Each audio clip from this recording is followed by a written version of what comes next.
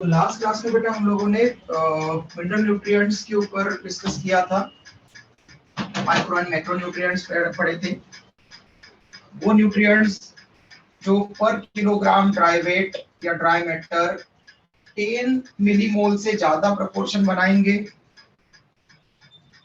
या ज्यादा अमाउंट में होते हैं 10 मिलीमोल से पर किलोग्राम ड्राई मैटर, उनको हमने मैक्रो न्यूट्रिएंट्स कहा था। Carbon, hydrogen, oxygen, nitrogen, phosphorus, sulphur, magnesium, calcium, ये मैक्रोन्यूट्रिएंट्स हो जाते हैं। और 8 माइक्रोन्यूट्रिएंट्स को भी हमने पढ़ा था जो लेस देन 10 मिलीमोल वेट बनाएंगे पर किलोग्राम ड्राई मैटर प्रेजेंट रहेंगे, लेस देन 10 मिलीमोल। ओके, तो इस तरह से 17 माइक्रोन्यूट्रिएंट्स को हमने रिप्रेजेंट किया था। लेकिन इनको हमने ऐश में देखा था। ओके, हमने उनको ऐश में देखा था, प्लांट की ऐश में। तो अगर हमें इनको लिविंग कंडीशंस में देखना है तो हम कैसे ऑब्जर्व कर सकते हैं? तो इसके लिए हम पढ़ने वाले हैं हाइड्रोपोनिक्स एंड प्रॉपर एरोपोनिक्स। ठीक है, तो हाइड्रोपोनिक्स एक टर्म होती है जिसमें आप ये पता कर सकते हैं न्यूट्रिएंट को ऐड करके।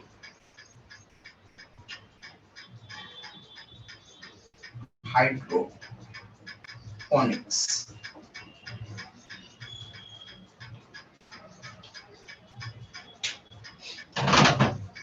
हाइड्रोपोनिक्स, हाइड्रा मतलब हाइड्रा का मतलब वाटर। वाटर। ओके, इसी इसको एक्वापोनिक्स भी बोलते हैं। दूसरा टर्म है हाइड्रोपोनिक्स के लिए अल्टरनेटिव टर्म एक्वापोनिक्स। ओके, तो हाइड्रोपोनिक्स और एक्वापोनिक्स, एक्वा मतलब वाटर, हाइड्रा मतलब वाटर, हाइड्रो मतलब वाटर।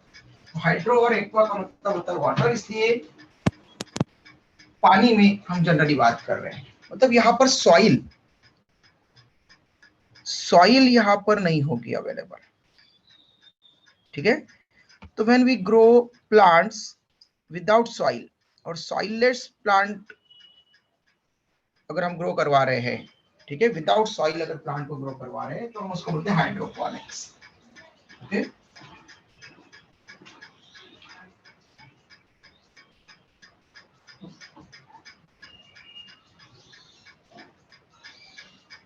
growing of plants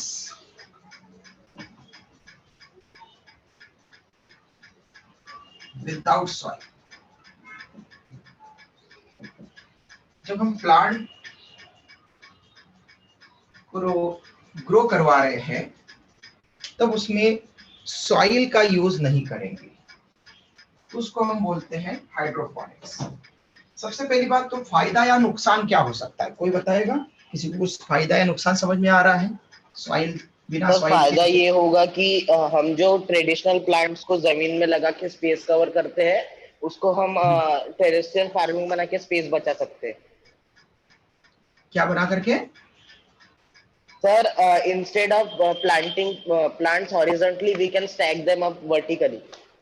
हाँ, वर्टिकल प्लांटिंग करवा सकते हैं और छोटे से एरिया में ज्यादा क्रॉप ले सकते हैं, ज्यादा प्लांट लगा सकते हैं। वर्टिकली जो है वो लेयर्स के फॉर्म में अगर उनको लगाते जाए, अगर ऐसे प्लांट है कि हर्ब्स वगैरह जैसे है, कोई वेजिटेबल्स वगैरह वाले हैं, तो उनको आप वर्टिकली जो है उनका सिस्टम बना करके वहां पर आप उनको लगा सकते हैं। एक तो ये फायदा हो गया, और कोई फायदा या कोई नुकसान दिख रहा है किसी को?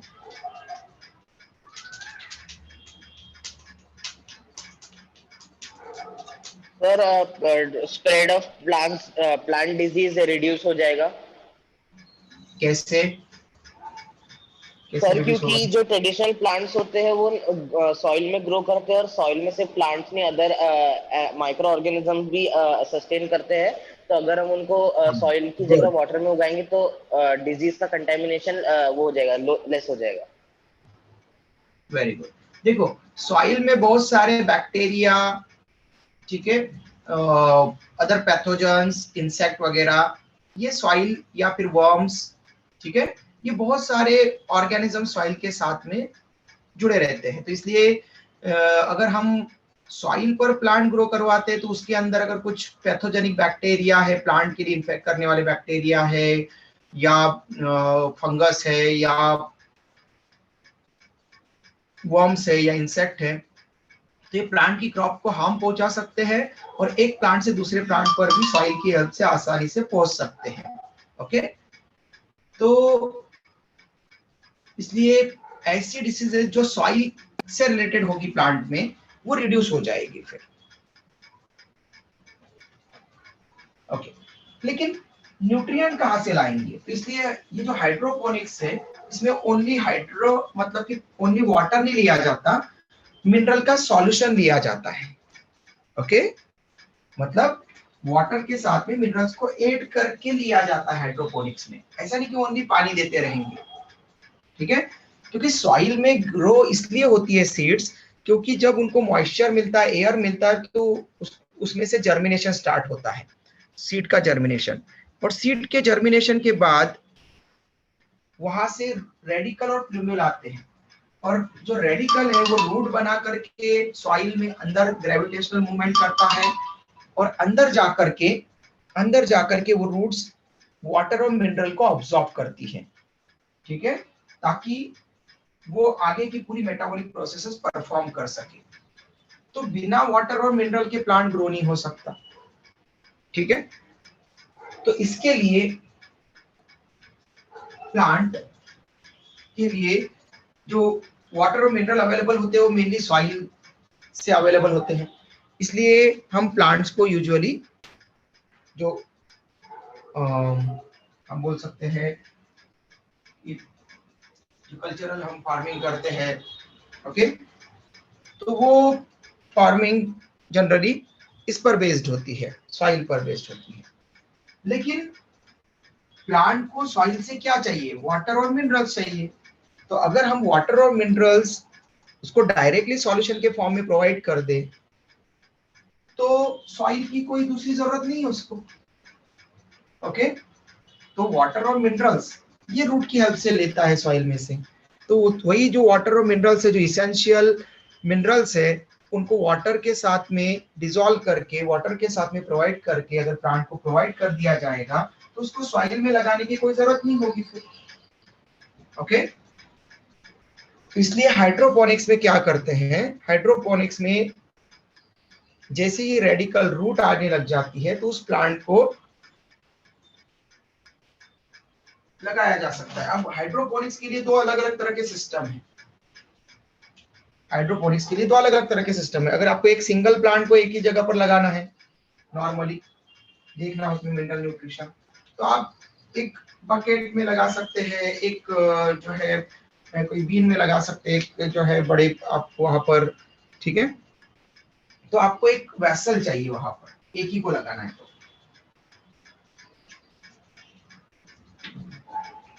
जैसे आपने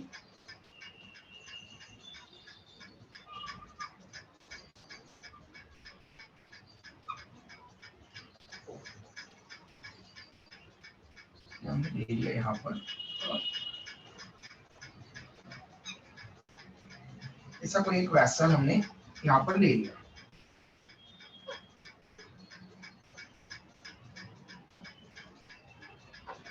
जिसमें हम प्लांट को ग्रो करवाएंगे, ठीक है। तो ये प्लांट अच्छी तरह से ग्रो होता रहे,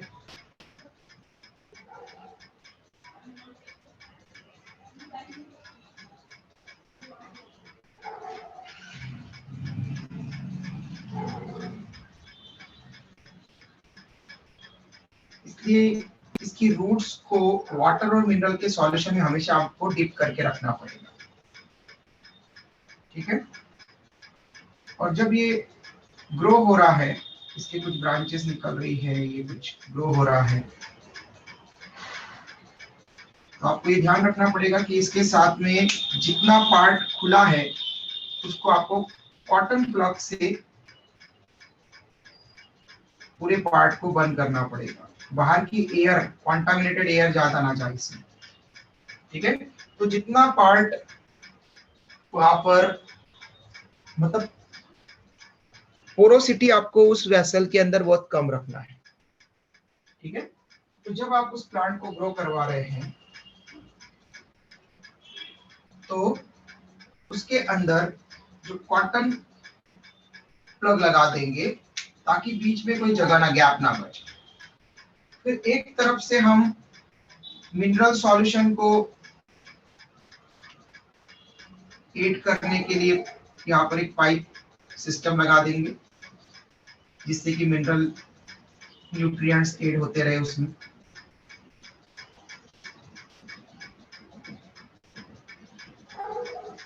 वाटर के साथ में, वाटर और मिनरल्स उसको मिलते रहे। जैसे हम यहाँ पर वाटर प्लस मिनरल्स, ओके। और इसमें भी गैप ना बचे, इसके लिए अगर कोई गैप थोड़ा सा भी बच रहा है तो वहां पर भी कॉटन प्लग वहां पर लगा देंगे। लेकिन इस सिस्टम लगाने के साथ में एक चीज आपको ध्यान रखना पड़ेगी कि इसके साथ में आपको एयर पास इन पास आउट हो सके, एयर का एक्सचेंज हो सके, ये भी याद रखना है, ठीक है। क्योंकि अगर आपने पूरा पानी में रखा उसके रूट्स को और उसमें अगर कोई गैस अगर जो है वो वहां पर पास नहीं हो पा रही है तो ये ग्रो नहीं करेगा। इसीलिए जो सिंगल सिस्टम बना रहे हैं हम एक्वापोनिक्स के लिए, उसमें एक एयर स्पार्जर भी लगाया रहता है जो एयर को यहाँ पर इसके उसमें होल्स रहेंगे छोटे छोटे जिससे कि एयर पास होगी। ये एयर के लिए, यहाँ से एयर इसके अंदर जाएगी, क्लियर। तो इस तरह से यहाँ पर हम एक सिंपल सा सिस्टम यहाँ पर एक्वापोनिक्स का ये रिप्रेजेंट कर सकते हैं, हाइड्रोपोनिक्स का रिप्रेजेंट कर सकते हैं। इसमें कि ये फैला दिया, उसके ऊपर कोई प्लांट के स्ट्रक्चर ग्रो हो रहे हैं ऐसा आप उसको दिखा सकते हैं, जैसे लीफ वगैरह।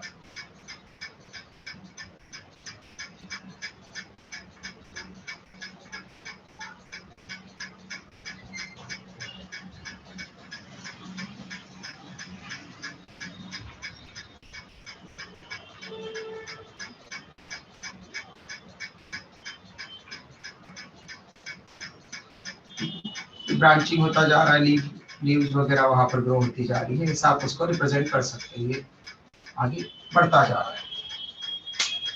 तो किसी भी प्लांट के ग्रोथ के लिए वहां पर वाटर और मिनरल ये दो चीजें रिक्वायर्ड होती है और फिर उसको आपको सनलाइट प्रोवाइड करना पड़ता है, ओके। सनलाइट प्रोवाइड करना पड़ता है। बस इस सिस्टम को आपको ऐसी जगह पर रखना पड़ेगा जिससे कि इसको लाइट मिलती रहे थोड़ी, ओके। क्योंकि लाइट की प्रेजेंस में ये फोटोसिंथेसिस कर पाएगा, वाटर मिनरल का यूटिलाइजेशन कर पाएगा और फूड सिंथेसिस करके ग्रो होता जाएगा। इस तरह से हम इसको सॉइललेस कल्चर यहाँ पर में ग्रो करवा सकते हैं हाइड्रोपोनिक्स। तो हाइड्रोपोनिक्स के बेनिफिट्स क्या हो जाएंगे? तो बेनिफिट्स ये हो जाएगा कि हमें वाटर हम जो यूज कर रहे हैं उसको बार बार यूज किया जा सकता है। एक वाटर को एक पंप से अगर आप वहां पर दे रहे हैं तो दूसरे पंप से आप उसको निकाल सकते हैं वहां से वाटर को, ठीक है। एक जगह पर प्रोवाइड कर रहे हैं तो वाटर मिनरल को आप वापस से दूसरी जगह से कलेक्ट कर सकते हैं और फिर वापस से उसी रिजर्वायर से उसको मशीन लगा करके, मोटर लगा करके आप उसको वापस पंप करवा सकते हैं। ठीक है, तो वापस सर्कुलेट किया जा सकता है, उसको बार बार सर्कुलेट किया जा सकता है। तो बेनिफिट्स ये हैं कि सबसे पहले तो सॉइललेस कल्चर करवा रहे हैं, इसलिए सबसे पहला फायदा हो जाएगा कि डिसीज वहां पर जो सॉइल से रिलेटेड जो पैथोजेंस है वो इन्फेक्ट नहीं करेंगे, और इसलिए डिसीज यहाँ पर चांसेस डिसीज होने के कम होंगे।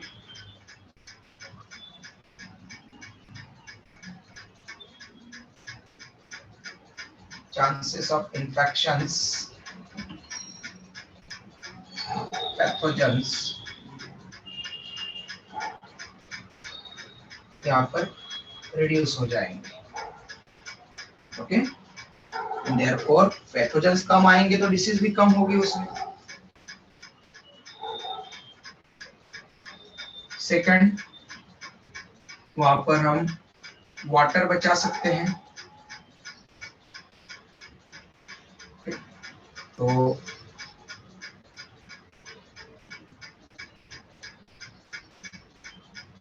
Less amount of water consumption, water consumption बहुत ही कम अमाउंट में आपको वहां पर दिख सकता है। ओके, और प्लांट इजीली जो है वो ग्रो कर सकते हैं, अपनी लाइफ साइकिल कंप्लीट कर सकते हैं। अब नेक्स्ट है कि हम इसमें मिनरल्स दे रहे हैं और हम मिनरल्स को वे करके ऐड करेंगे, इसलिए हम सफिशिएंट अमाउंट में उनको मिनरल्स हमेशा दे सकेंगे। ठीक है, तो एडिक्वेट अमाउंट ऑफ मिनरल्स इस सिस्टम में प्लांट को प्रोवाइड किए जाएंगे, एंड देयरफॉर वो प्लांट ज्यादा न्यूट्रिशियस होगा। ओके, क्योंकि उसके लिए हमेशा वहां पर न्यूट्रिएंट्स अवेलेबल होंगे। सॉइल में क्या होता है कि सॉइल में अगर कोई एक एलिमेंट, अगर वहां पर मिनरल न्यूट्रिएंट अगर डिफिशिएंट है तो उसके कारण डिफिशियंसी डिसऑर्डर्स वहां पर दिख सकते हैं। तो एडिक्वेट अमाउंट में मिनरल्स प्रोवाइड करने से there is no deficiency disorder observe.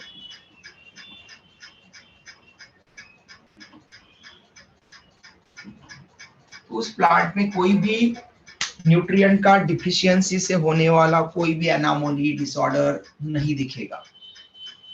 Okay, for example manganese कम हो जाने से लीव्स पर व्हाइट स्पॉट आने लग जाते हैं। ओके, लीव्स में ग्रीन ग्रीन जो पार्ट है वो कम होने लग जाता है। क्यों बेटा, क्यों होता है ऐसा, बताओ।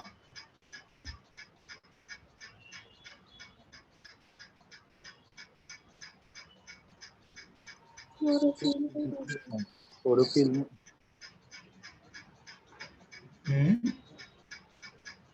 फोटोसिंथेसिस, क्योंकि क्लोरोफिल के स्ट्रक्चर में मैग्नीज का importance. magnesium is an integral part of chlorophyll molecule. Okay, magnesium chlorophyll बनाने में हेल्प करता है। ओके, और मैग्नीशियम की डिफिशियंसी होगी तो नया क्लोरोफिल नहीं बनेगा। इसलिए जो नई लीव्स है अगर उनमें अगर क्लोरोफिल कम है या उनमें ज्यादा व्हाइट स्पॉट दिख रहे हैं तो इसका मतलब है कि वहां पर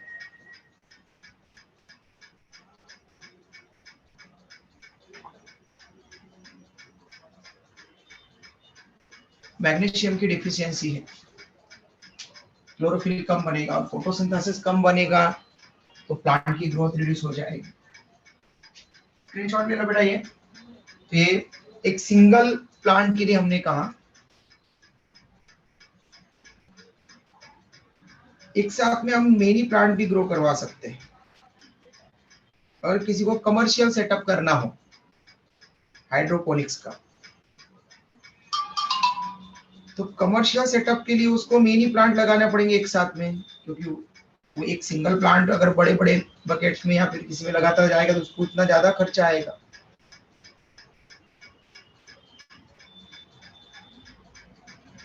उसके लिए वो एक पूरी टीएफटी लाइन लगाता है।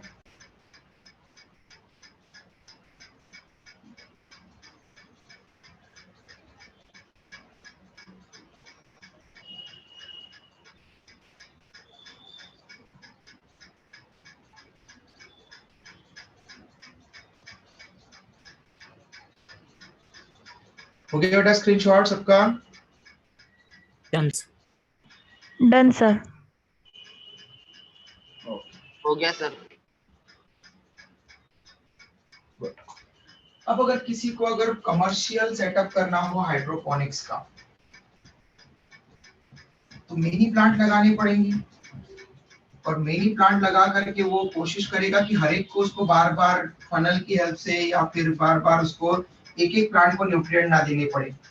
एक साथ में मशीन ऑन कर दी, मोटर ऑन कर दी, और वो जो पंप चलेगा उसकी हेल्प से सभी जगह पर सर्कुलेट हो जाए एक साथ में। इसलिए कुछ टीएफटी की लाइंस वहां पर पाइपलाइंस वहां पर बनाई जाती है, और उसमें फिर हाइड्रोपोनिक्स परफॉर्म किया जाता है।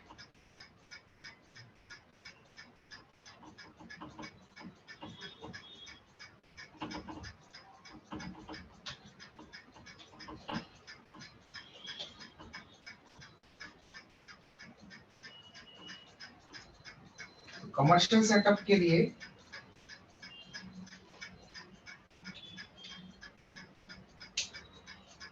पहले तो एक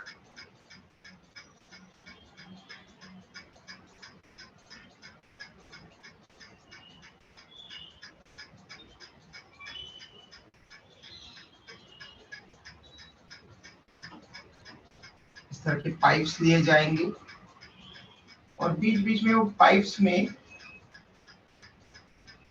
होल्स किए जाएंगे, जिससे कि प्लांट्स को उनमें रखा जाए, प्लांट सबमर्ज हो सके न्यूट्रिएंट के अंदर।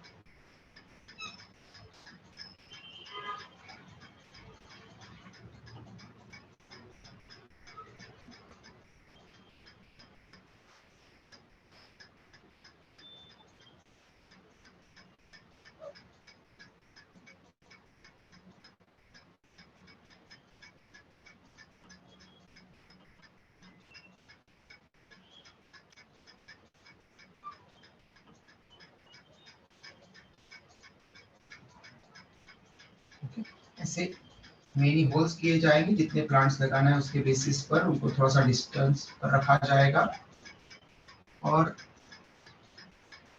इनको कैप लगा करके एक तरफ से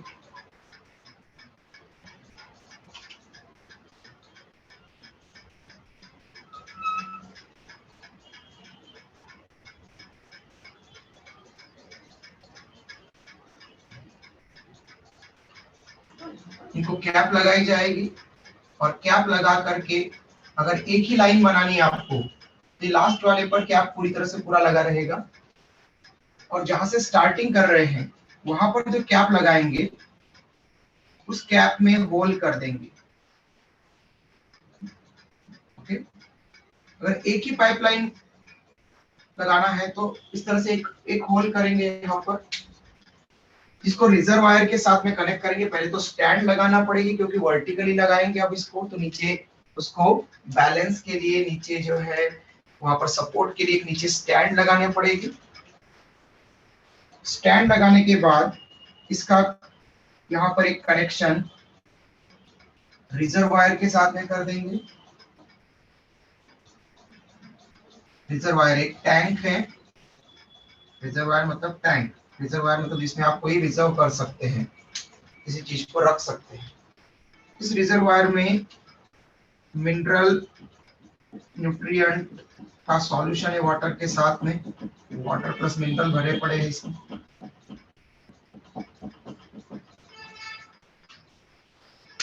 इसमें से एक पाइप जिसके साथ में पंप जुड़ा हुआ है, पंप कनेक्टेड है। वो पाइप यहां से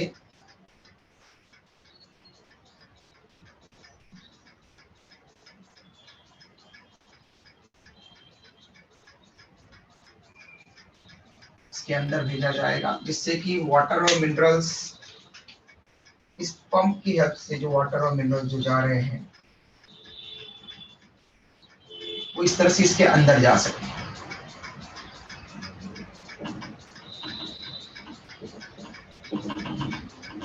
पाइप के अंदर फ्लो हो सके। और यहाँ पर फिर हम जो प्लांटलेट है, जो सीड से सीडलिंग बने थे, सीडलिंग्स को, प्लांटलेट को हम यहाँ पर रख सकते हैं। यहाँ पर रखते समय एक चीज ये होती है कि हमको इसमें रखते समय उसकी रूट्स डीप करे, पूरा प्लांट पूरा अंदर ना चला जाए, इसलिए किसी ऐसे छोटे से वेसल में या छोटे से कोई कप वगैरह में, ओके, आजकल आते हैं ऐसे स्ट्रक्चर्स, कप वगैरह, जिसमें आप इनको रख सकते हैं। और उन कप्स वगैरह में रखने के साथ में उन कप्स को फिल कर दिया जाता है, प्लास्टिक कप्स को कट लगा दिया जाता है ताकि उसमें से रूट बाहर निकले, ओके, रूट बाहर निकले और रूट अब्जॉर्प्शन कर सके। लेकिन उसके साथ में उसमें थोड़ा सा एयर भी बनी रहना चाहिए, इसके लिए उनको थोड़ा ऊपर की तरफ भी रखेंगे, एज वेल एज उनके अंदर कुछ पेबल्स वगैरह भी डाल देंगे, ओके, छोटे से पत्थर वगैरह, सैंड वगैरह, ऐसा कुछ डाल देंगे। तो उसमें रखने के बाद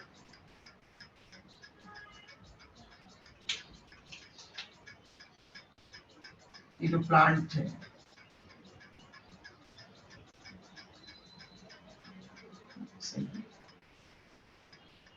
इसकी रूट्स अंदर की तरफ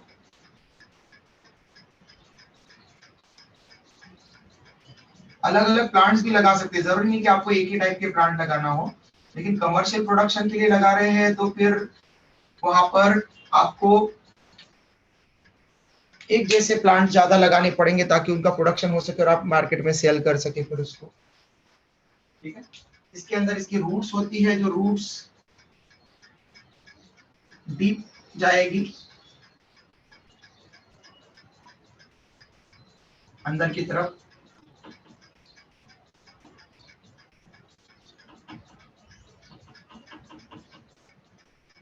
और ये जो न्यूट्रिएंट सॉल्यूशन है उसको वो अब्सॉर्ब करेगी। लेकिन ये यहाँ तक जाकर के यहाँ पर हमेशा यहाँ पर ना रहे, अगर इसका सिस्टम दूसरे के साथ में वर्टिकली जो इसके ऊपर है उसके साथ में यहाँ से कनेक्ट किया जा सकता है, पाइप उसमें सर्कुलेट किया जा सकता है ऐसे। और जो लास्ट वाला रहेगा उसमें फिर से एक होल रहेगा लास्ट वाले में, ताकि यहाँ से जो मिनरल है एक्सेस वाला वो यहाँ से सर्कुलेट होने के बाद में वापस रिजर्वायर में आए। तो रिजर्वायर में लाने के लिए आप वापस से यहाँ पर आप एक सेटअप रिजर्वायर में आ सके, ऐसा आप कर सकते हैं, ठीक है। अब एनसीईआरटी में क्या है कि दोनों को इसी वे में दिखाता है, दोनों पाइप्स को, ठीक है, कि उधर से वहां से वापस वो ऐसा मोड़ करके लेकर के आता है। हम प्रैक्टिकली बात करते हैं कि जो पास में है उसको उतना कम लगे पाइप। कमर्शियल प्रोडक्शन कर रहा है तो कोई भी कमर्शियल चीज चलाएगा तो कोशिश करेगा कि कॉस्ट कम हो, बेनिफिट ज्यादा हो। तो इसके लिए इस तरह का प्लानिंग वहां पर करते हैं। इसको थोड़ा सा स्लैंटिंग पोजीशन में रहते हैं, ओके, थोड़ा सा स्लैंटिंग पोजीशन में रखेंगे ताकि ये टीएफटी लाइन स्लैंटिंग पोजीशन में होगी तो उतना कम प्रेशर लगाना पड़ेगा आगे के लिए। आसानी से यहाँ से जो प्रेशर लगा करके वाटर पाइप के अंदर पहुंच गया, ये टिल्टेड पोजीशन में, स्लैंटिंग पोजीशन में है, तिरछा है, तो यहाँ से अपने आप यहाँ तक चला जाया करेगा, ज्यादा प्रेशर की जरूरत नहीं पड़ेगी। तो इस तरह से पूरी सेटअप किया जाता है। मिनरल न्यूट्रिएंट्स रिजर्वायर में भरे जाते हैं, इसको आप रिजर्वायर लिख सकते हैं।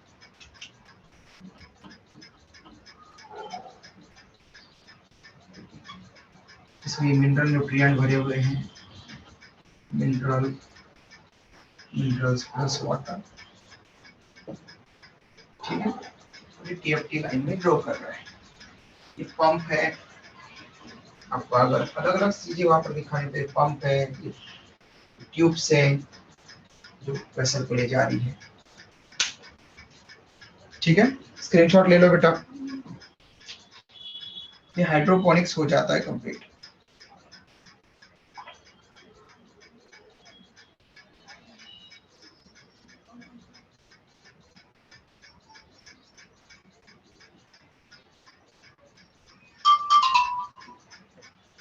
एक क्वेश्चन पूछता है एनसीईआरटी में, these methods require purified water and mineral nutrient salts.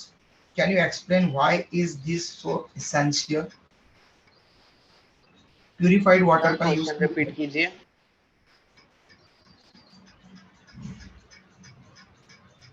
बेटा प्यूरिफाइड वाटर का यूज क्यों करते हैं, ये पूछ रहा है। क्योंकि प्यूरिफाइड वाटर में कंटेमिनेशन नहीं होता। जो हम टैप वाटर इस्तेमाल करते हैं वो एक्चुअली फिल्टर तो होता है, बट उसमें स्टिल माइक्रोस्कोपिक ऑर्गेनिज्म होते हैं।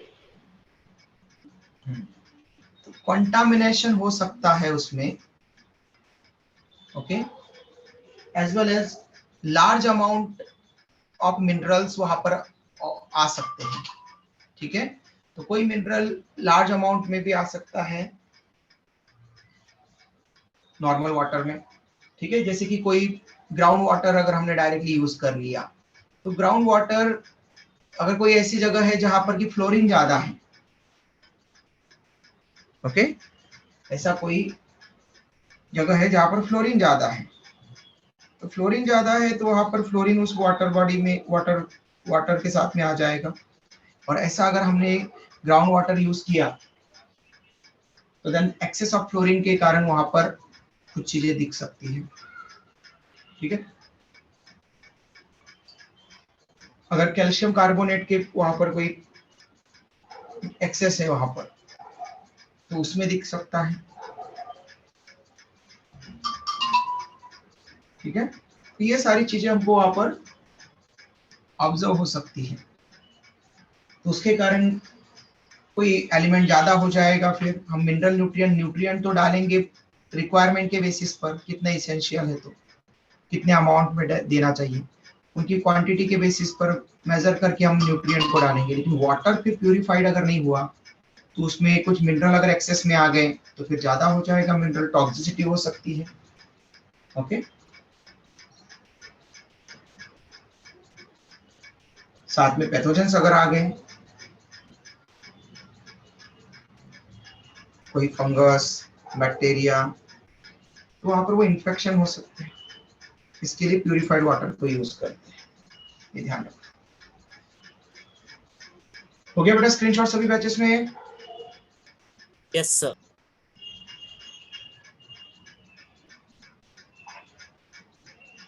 सभी बैचेस में इंदौर और मानकापुर भी आते हैं यस बेटा। सर।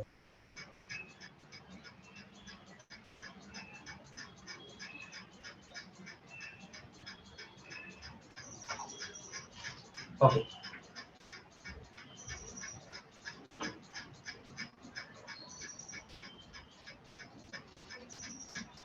तो नेक्स्ट हमने जो मिनरल न्यूट्रिएंट्स पढ़े थे माइक्रो एंड मैक्रो, उनमें कुछ न्यूट्रिएंट्स के ऊपर आपको एग्जाम में क्वेश्चन आते हैं। For example carbon, hydrogen, oxygen, okay, ये सभी ऑर्गेनिक मैटर में मिलते हैं आपको। ठीक है, सभी ऑर्गेनिक मटेरियल्स में मिलते हैं।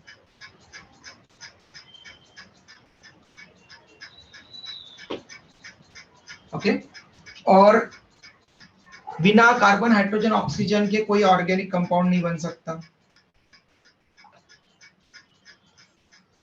सही है, बिना कार्बन, हाइड्रोजन, ऑक्सीजन के कोई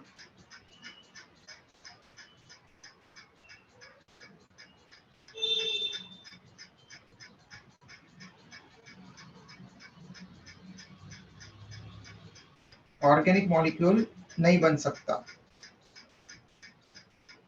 इसलिए कार्बन, हाइड्रोजन, ऑक्सीजन, इनको हम साइटोस्केलेटल एलिमेंट वहां पर बोलते हैं। कार्बन, हाइड्रोजन, ऑक्सीजन वहां पर मेन मॉलिक्यूल रहेंगे।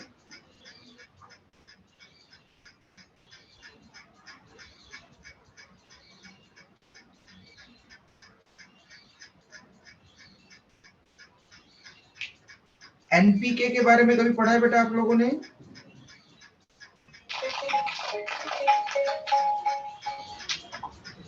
एनपीके के बारे में पढ़ा है आपने कभी? यस सर, पढ़ा था शायद 9th या 10th में, याद नहीं आ रहा। क्या होते हैं एनपीके? नहीं याद आ रहा है, ठीक है। phosphorus, potassium. Yes, nitrogen, phosphorus, potassium. Okay, तो जैसे हमने कहा यहाँ पर कार्बन, हाइड्रोजन, ऑक्सीजन, ये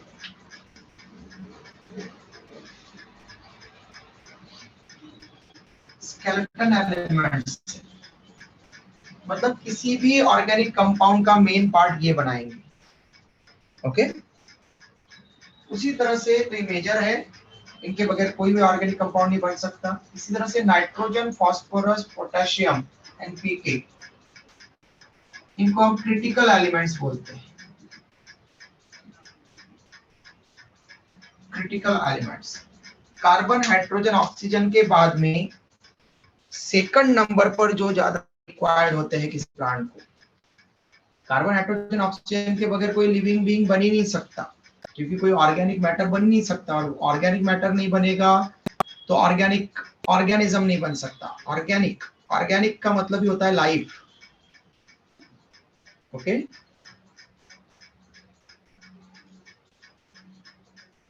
तो बिना बायोमोलिक्यूल के कोई भी लिविंग नहीं बन सकता, कोई भी लिविंग सेल नहीं बन सकती, इसलिए कार्बन, हाइड्रोजन, ऑक्सीजन तो मस्ट है।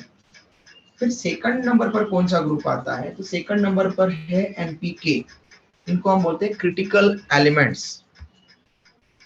Okay, critical elements. तो कार्बन, हाइड्रोजन, ऑक्सीजन के बाद एनपीके का रोल होता है प्लांट की अच्छी ग्रोथ करवाने के लिए। इसलिए जो फर्टिलाइजर कंपनीज होती है वो सबसे पहले एनपीके से रिलेटेड फर्टिलाइजर बनाती है, क्योंकि उनको पता होता है कि कार्बन, हाइड्रोजन, ऑक्सीजन ये तो कोई खरीदेगा नहीं ज्यादा फार्मर। क्यों नहीं खरीदेगा कोई फार्मर? अगर आप फार्मर होते और आपको कोई बोलता कि दूसरी फर्टिलाइजर कंपनियां एनपीके बेच रही है, सल्फर बेच रही है, सुपर फॉस्फेट, सुपर सल्फर, ऐसे अलग अलग बेच रही है, यूरिया बेच रही है, हम आपको कार्बन, हाइड्रोजन, ऑक्सीजन देते हैं जो सबसे जरूरी है ऑर्गेनिक मटेरियल के लिए, तो क्या आप खरीदते?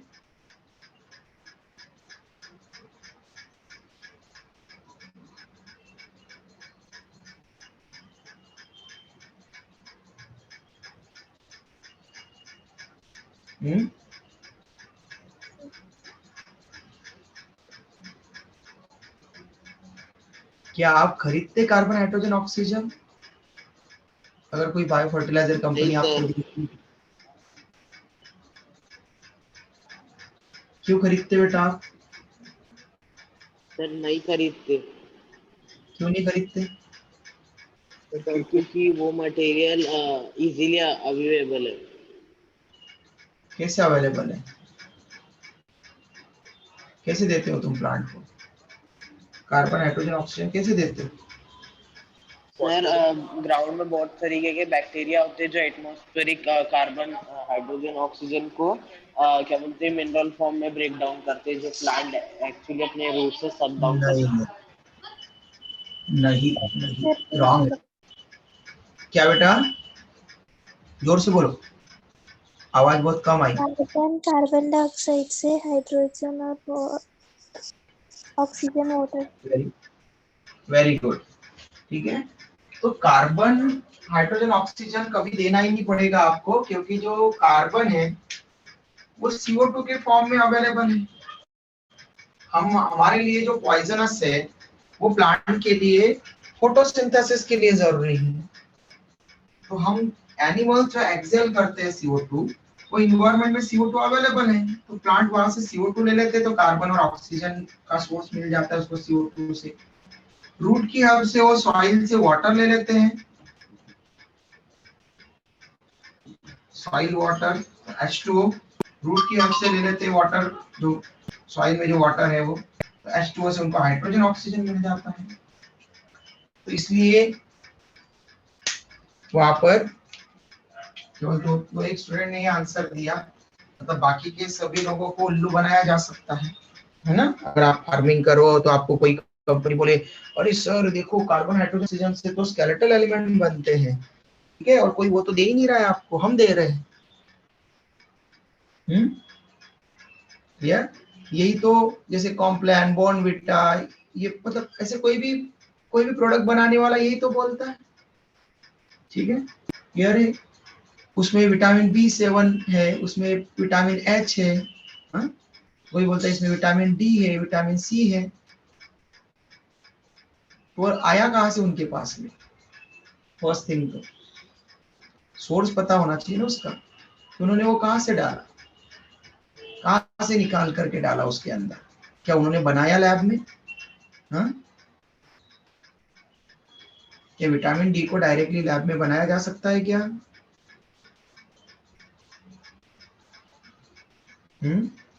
कैल्शियम दे रहे हो किसी इसमें, तो क्या कैल्शियम को डायरेक्टली लैब में बनाया जा सकता है? अभी तक कोई ऐसी प्रोसेस बनी है क्या कि जिससे कि हम अपने आप कैल्शियम बना दें? No sir. No sir. तो फिर कैसे, वो कहाँ से लाते हैं? तो किसी ने किसी ऑलरेडी अवेलेबल सोर्सेज से तो ये लाते होंगे ना। उन सोर्सेज के पास में कहाँ से आया? क्या वो डायरेक्ट उनके पास में अवेलेबल है तो हम डायरेक्ट उन सोर्सेज को खा सकते हैं ताकि हमको वो मिल जाए? जैसे स्पिनच लीफ के अंदर कैल्शियम है, मिल्क के अंदर कैल्शियम है, तो फिर कैल्शियम की टैबलेट क्यों खाना जो वहां पर है? तो हाँ, ऐसा हो सकता है कि विटामिन D नहीं होने के कारण आप जो कैल्शियम खा रहे हो वो ऑब्जॉर्ब नहीं हो रहा है, तो विटामिन D बना बॉडी में। विटामिन D भी अपने आप सिंथेसाइज भी हो सकता है या प्लांट प्रोडक्ट से भी आ सकता है हमारे पास में। जो पॉलीकैल्सिफेरॉल है विटामिन D2, वो कोलेस्ट्रॉल से आता है, फैट जो हमारी बॉडी में रहता है, तो सनलाइट की प्रेजेंस में वो अर्ली मॉर्निंग में जो यूवी रेडिएशन आती है, बेनिफिशियल यूवी रेडिएशन, अच्छी वाली यूवी रेडिएशन, वो हमारे लिए विटामिन D बना देती है हमारे कोलेस्ट्रॉल से, स्किन में जो सब डर्मल एडिपोज टिश्यू में जो है उससे। 11th क्लास में हम पढ़ चुके हैं। तो विटामिन D वहां से मिल जाएगा, कैल्शियम के प्रोडक्ट खाओगे तो कैल्शियम का अब्जॉर्प्शन होने लग जाएगा बोन के, डिफिशियंसी खत्म, ठीक है। लेकिन हम वैसा नहीं करते, डायरेक्ट इस पर जाते हैं। तो कार्बन हाइड्रोजन ऑक्सीजन कभी खरीदने की जरूरत ही नहीं पड़ती, क्योंकि कार्बन डाइऑक्साइड बहुत ज्यादा है और अभी तो और भी ज्यादा बनता जा रहा है, हम ज्यादा पॉल्यूट करते जा रहे हैं इन्वायरमेंट को। दूसरा, वाटर, ग्राउंड वाटर वो भी अवेलेबल होता है प्लांट के लिए, तो प्लांट अपने आप जो है वो ग्राउंड वाटर ओके ले लेता है। और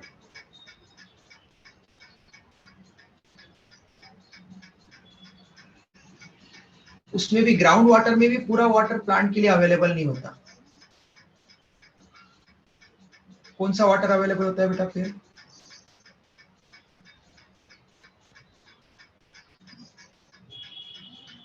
ग्राउंड वाटर में भी अलग अलग पार्ट्स हम बताते हैं, तो उसमें प्लांट कौन सा वाटर अब्सॉर्ब करता है?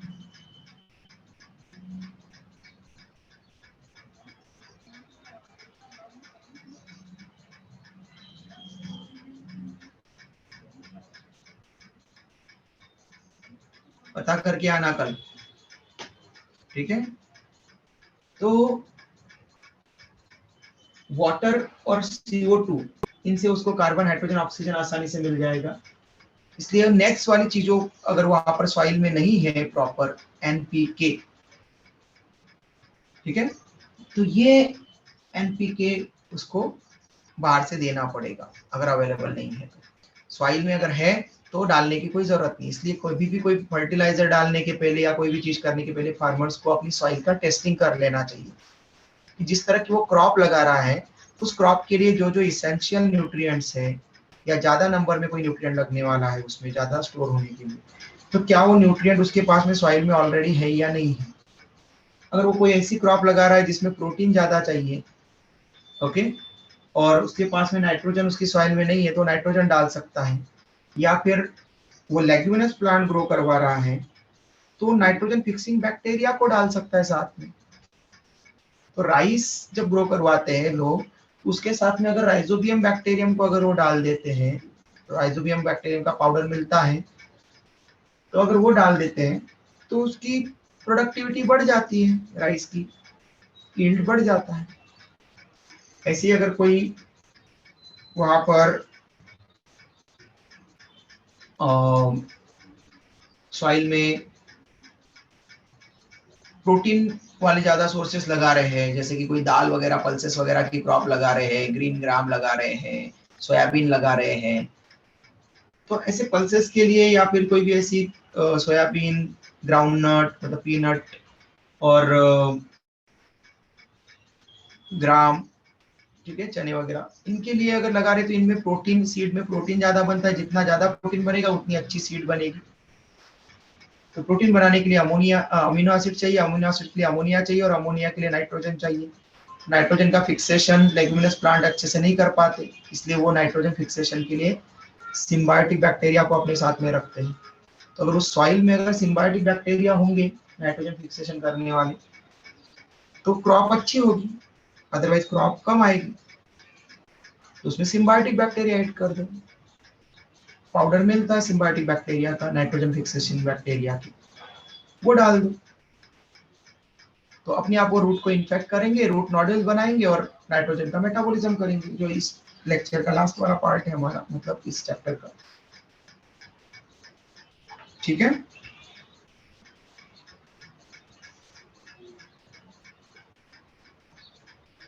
तो नेक्स्ट है वहां पर हर एक एलिमेंट जो प्रेजेंट है उनके क्या क्या इसेंशियल जो है, उनके क्या क्या फंक्शंस है, ओके, और किस फॉर्म में ऑब्जॉर्ब होते हैं।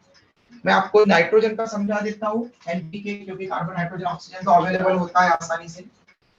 नाइट्रोजन का समझा देता हूँ, उसी फॉर्म में आपको सभी एनसीईआरटी में जो जितना लिखा है बस उतना ही पढ़ना है, उसके अलावा कुछ नहीं पढ़ना है। फिर नेक्स्ट मंडे के लेक्चर में आप लोगों को मैं नाइट्रोजन मेटाबॉलिज्म से रिलेटेड वहां पर समझा दूंगा। देखो, जो हम एलिमेंट पढ़ने वाले हैं, अगर वो लेस अमाउंट में हुए तो उनके डिफिशियंसी डिसऑर्डर्स, आपको डिफिशियंसी डिसऑर्डर्स हो जाते हैं उनसे रिलेटेड। अगर वो ज्यादा अमाउंट में प्लांट में चले गए तो टॉक्सिसिटी सिम्टम दिखा देंगे। ओके, तो लाइक नाइट्रोजन अगर हमने लिया तो कोई भी एलिमेंट अगर आप लेंगे तो उसमें आपको देखना है कि पहले वो किस फॉर्म में अब्सॉर्ब होगा। ठीक है, अब्सॉर्ब होने के बाद में उसके क्या क्या रोल्स होंगे। तो फर्स्ट हमने कहा जैसे नाइट्रोजन,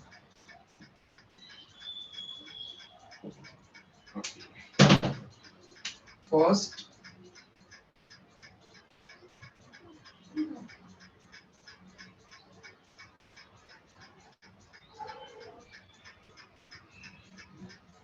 नाइट्रोजन, ओके, तो नाइट्रोजन एलिमेंट है एन, बट ये एन के फॉर्म में अब्सॉर्ब नहीं होता, एयर में अवेलेबल होता है। एयर में इसकी अवेलेबिलिटी होती है in the form of N triple bond N, N2 gas के फॉर्म में, ओके। लेकिन इस ट्रिपल बॉन्ड को वहां पर आसानी से नहीं तोड़ सकते, इसलिए अगर इसको अब्सॉर्ब करना है तो प्लांट किस फॉर्म में अब्सॉर्ब करता है इसको, सॉइल से। इनका absorption absorb in the form of nitrate mainly, okay, nitrate ion के फॉर्म में मेनली इसको अब्सॉर्ब करता है। अब अगर नाइट्रेट ना भी हो तो नाइट्राइट या अमोनियम आयन भी अगर है तो इस फॉर्म में भी अपटेक हो सकता है,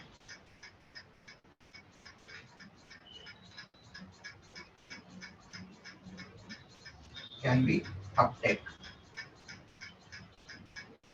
ओके, तो सबसे पहले आपको देखना है कि वो किस फॉर्म में अवेलेबल है, कैसे अब्सॉर्ब होगा।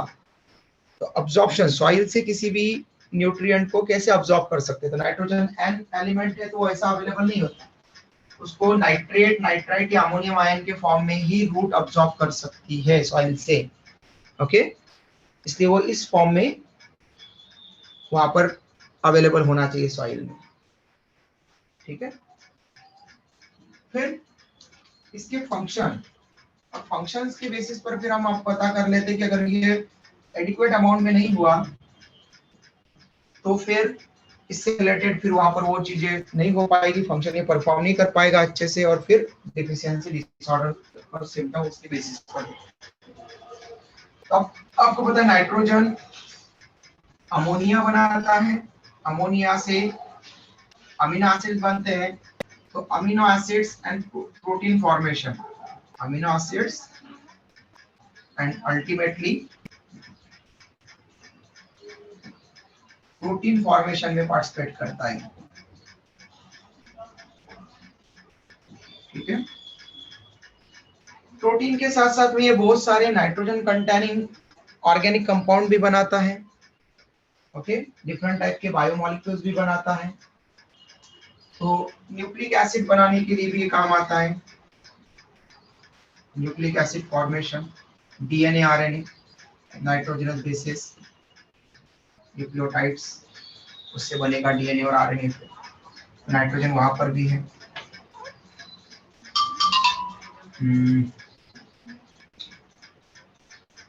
और आगे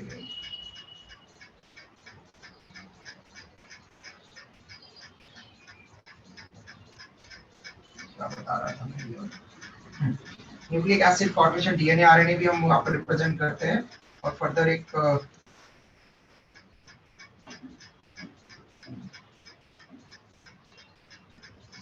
क्लोरोफिल, क्लोरोफिल सिंथेसिस के लिए भी नाइट्रोजन जरूरी है, क्योंकि जो क्लोरोफिल में हेड बनता है, हेड में जो पोरफायरिन रिंग होती है, टेट्रापायरोल रिंग, तो क्लोरोफिल में जो टेट्रापायरोल रिंग बनती है, आपको बताया था क्लोरोफिल का हेड पढ़ाया है क्लास में फोटोसिंथेसिस के टाइम पर। टेट्रापायरोल रिंग में नाइट्रोजन एटम होते हैं। ओके, जो टेट्रापायरोल रिंग है उसमें नाइट्रोजन एटम्स होते हैं, नाइट्रोजन कंटेनिंग होती है।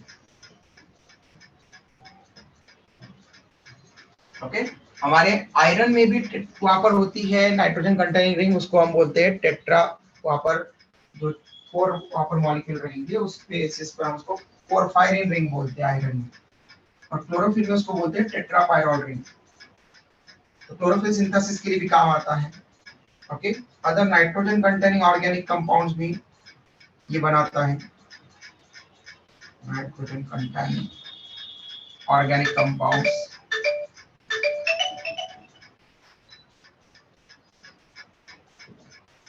ठीक है, ये डिफरेंट टाइप के इस तरह के ऑर्गेनिक कंपाउंड भी सिंथेसिस करने में पार्टिसिपेट करता है।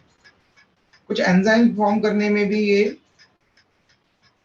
पार्टिसिपेट करेगा।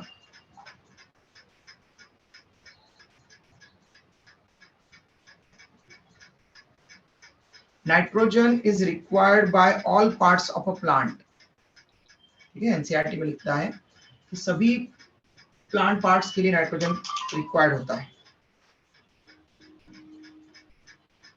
कुछ विटामिन में भी नाइट्रोजन होता है। ओके, जैसे हमने पढ़ा थायामीन, तो अमीन आया तो अमीन में नाइट्रोजन है वहां पर। कुछ हार्मोन्स में भी नाइट्रोजन होता है, प्लांट ग्रोथ हार्मोन्स हमने पढ़े थे, उनमें भी नाइट्रोजन वहां पर होता है। तो ये उसके फंक्शंस हो गए। इसके बेसिस पर डिफिशियंसी डिसऑर्डर्स हम वहां पर ये नहीं बनेंगे तो डिफरेंट डिफिशियंसी डिसऑर्डर होंगे। तो इस तरह से आपके लिए होमवर्क है बेटा कि nitrogen, phosphorus, potassium, calcium, magnesium, sulphur, iron, manganese, zinc, copper, boron, molybdenum and chlorine, इन सब के लिए आप इस तरह से एनसीईआरटी में से नोट करके आपकी कॉपी में रखोगे।